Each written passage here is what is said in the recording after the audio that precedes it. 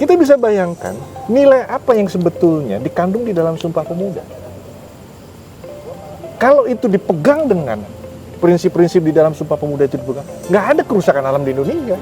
Nah ini yang kembali, kalau kita tadi mencari benang merahnya kepada generasi Z. Generasi Z tahu nggak ini? Kalau mereka tidak tahu, ya jangan salahkan mereka kalau mereka tidak. Karena informasinya tidak pernah dihadirkan untuk itu.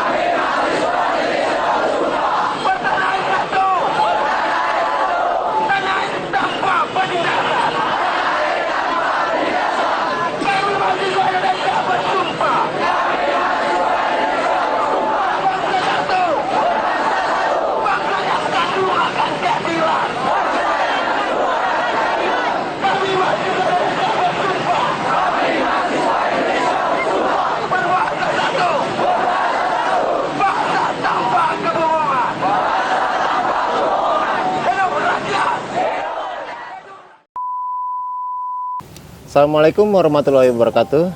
Sobat Explore, jumpa lagi kita dengan program kebijakan publik di channel YouTube Explore Media. Bersama kita hari ini adalah Bung Mahendra Utungadewa Sampurasun. Rampes. Terima kasih atas kesediaannya untuk diwawancarai. Hari ini kita membahas tentang tema Sumpah Pemuda, Milenial dan Kesadaran Sosial. Punten, Kang Mahendra. Ya. Kira-kira kita langsung masuk ke poinnya aja. Jadi gini, Sobat Explore, Bung Mahendra Utungadewa ini adalah pemerhati budaya dan lingkungan, gitu ya. Jadi nanti Bung Mahendra Utungadewa memberikan gambaran, kira-kira bisa memberikan gambaran kepada kita tentang kondisi objektif milenial terkait kesadaran sosial di hari kekinian lah. Kira-kira Abang bisa berikan gambaran? Iya, saya menyebutnya bukan generasi milenial, tapi saya lebih suka mengatakannya adalah generasi Z. Generasi Z ini punya karakter yang berbeda tentu, karena setiap zaman itu melahirkan generasinya, dan setiap generasi itu bertumbuh dengan ruangnya. Ya. Ada waktu, ada ruang, ada peristiwa. Itu 3 dimensi yang harus kita pahami secara utuh untuk melihat dan memotret bagaimana perkembangan dari zaman ke zaman. Gitu. Tentu kita tidak bisa kemudian mencoba, dalam tanda kutip saya mengatakan menghakimi ya, setiap generasi, karena setiap generasi punya pola perilakunya masing-masing. Yang menarik dari generasi Z ini adalah mereka rata-rata sangat akrab dengan teknologi, terutama teknologi yang berbasis informasi.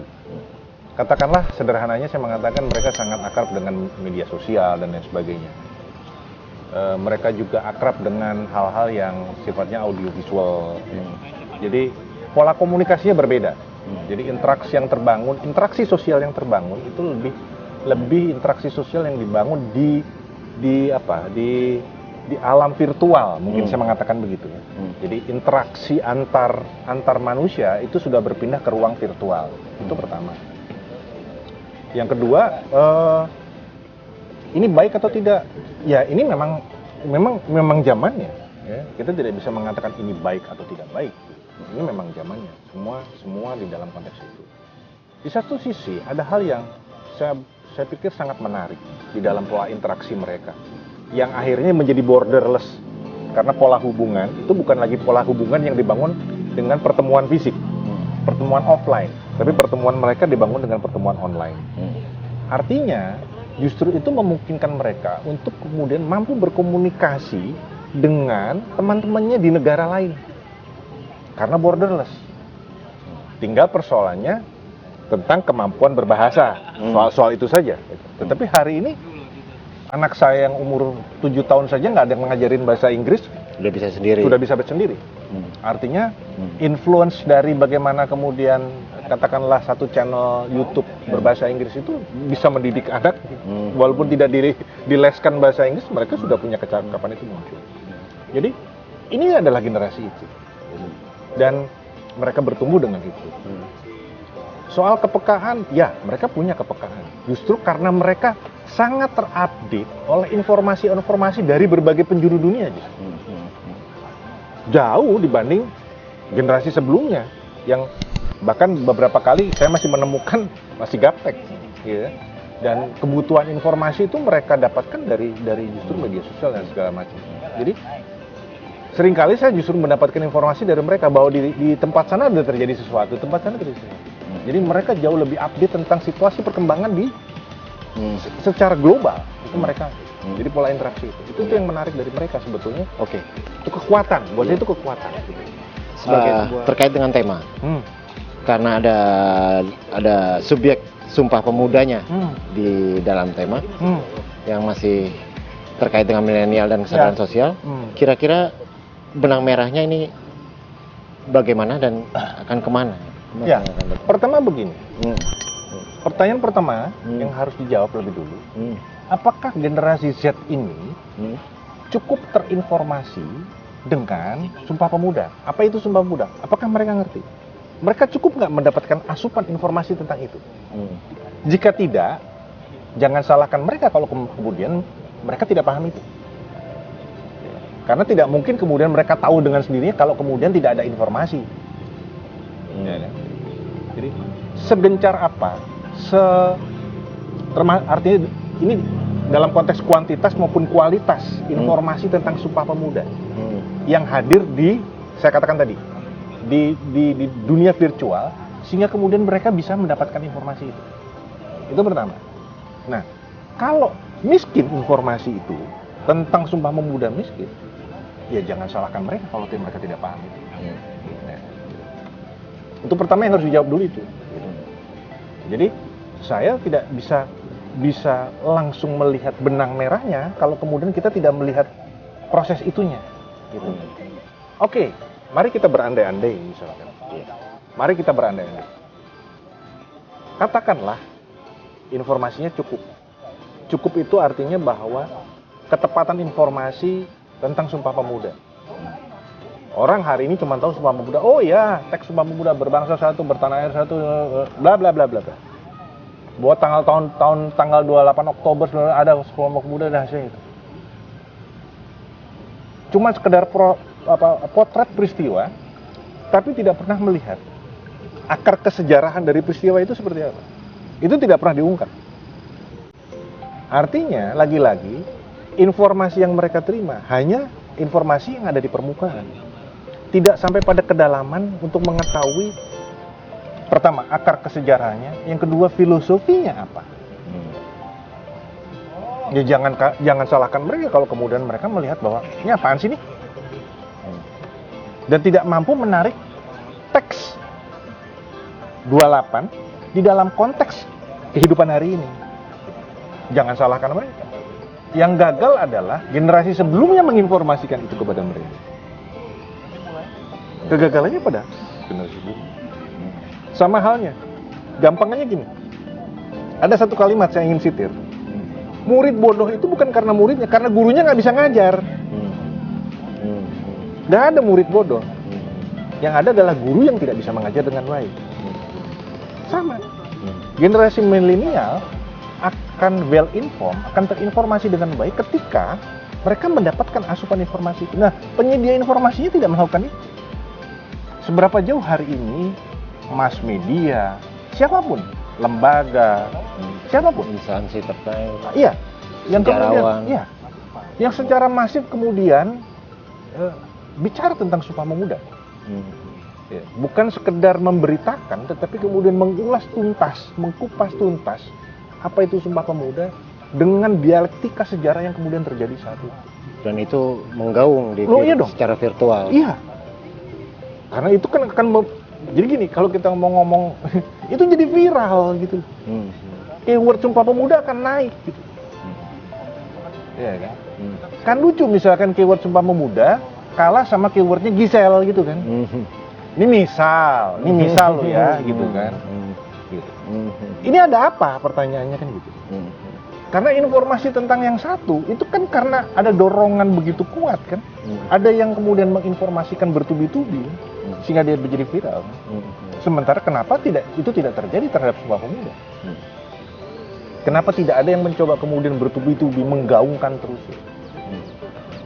Sehingga kemudian ruang itu katakanlah diisi oleh tentang Sumpah Pemuda. Silakan dari berbagai angle. Saya kemarin menulis di media kalpatara.id tentang Sumpah Pemuda, kaitannya justru dengan perubahan iklim. Anda bisa bayangkan bagaimana menarik Sumpah Pemuda ke konteks perubahan iklim. Oh ya jelas, karena bicara Sumpah Pemuda itu kan bicara tentang satu kesadaran yang secara filosofis ya. Nah, problemnya, sebelum saya masuk situ, saya lanjutkan. Problemnya, orang ngerti Sumpah Pemuda cuma 3 poin. Padahal kalau kita baca piagamnya secara utuh, ada 5 poin di bawahnya yang menjadi dasar. Ada kemauan, ada sejarah, ada hukum adat, ada kepanduan, pendidikan dan kepanduan. Satu lagi saya lupa malahan.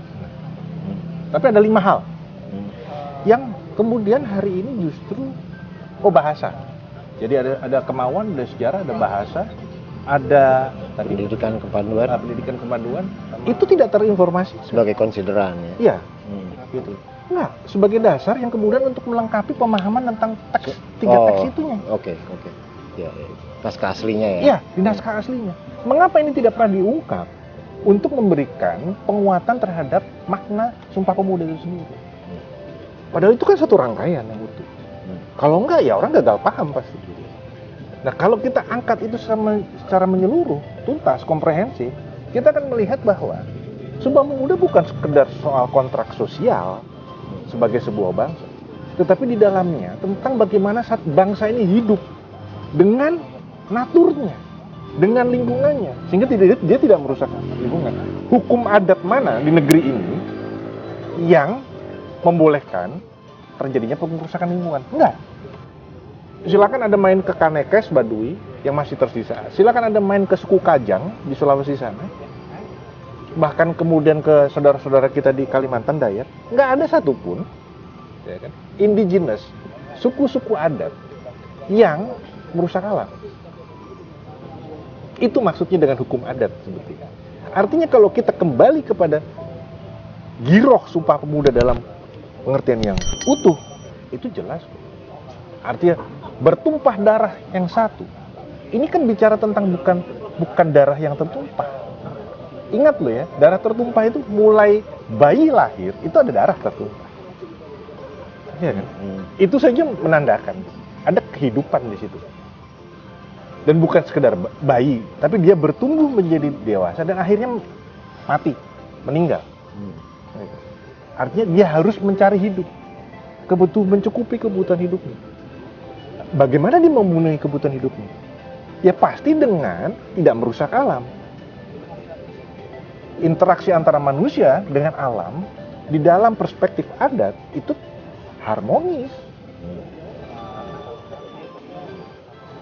Masyarakat adat tidak pernah eksploitatif terhadap alam itu. Karena masyarakat adat itu selalu menempatkan dirinya adalah bagian dari alam. Dan alam adalah dirinya. Bagaimana mungkin mereka merusak alam kalau alam itu adalah dirinya? Kira-kira.